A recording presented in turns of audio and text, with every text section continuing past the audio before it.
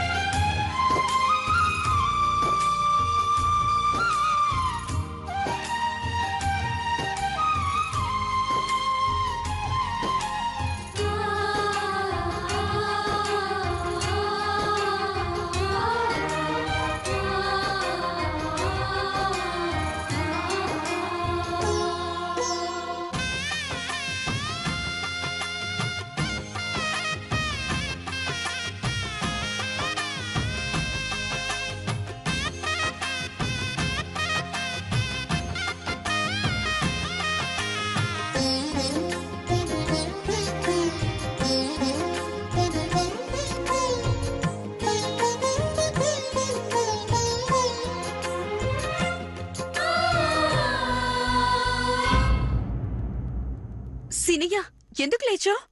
అసలు నీకేం కావాలి? ఎక్కడికి వెళ్తున్నావు సీనయ్య?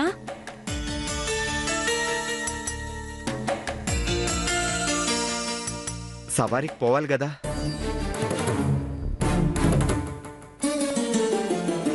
ఏంటి నువ్వు ఆటో తోలడానికి వెళ్తావా? అది కాలు ఈ పరిస్థితిలో పెట్టుకుని. పెద్దగా నొప్పేం లేదు, సవారికి వెళ్తాను. అసలు నువ్వేం మాట్లాడుతున్నావు సీనయ్య?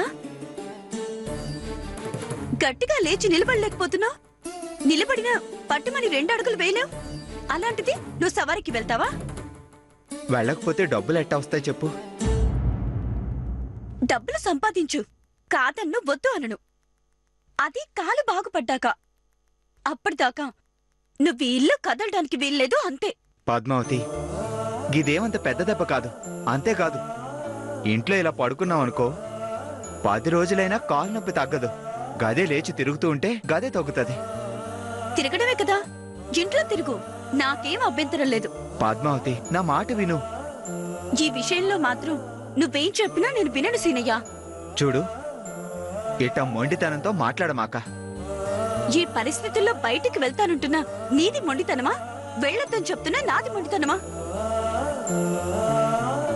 బామ్మని పిలుస్తాను, అడుగుదాం. పద్మావతి, పద్మావతి, అర్థం చేసుకో. మన ముందు ఒక లక్ష్యం ఉంది. గది మనం చేరుకోవాలంటే ఇట్లాంటి చిన్న చిన్న వాటికి భయపడి వెనకడుగు వేయకూడదు, పట్టించుకోకూడదు. ఏంటి సీనయ్య ఇది? నీ మాట నీదే తప్ప అవతలి వాళ్ళ బాధ అర్థం చేసుకోవా? అంత పెద్ద ప్రమాదం జరిగి అదృష్టం బాగుండి ఇలా బయటపడ్డావు. అది మర్చిపోయి అంతలోనే బయటకు వెళ్తాను, ఆటో నడుపుతాను అంటే నిన్నేమనాలి?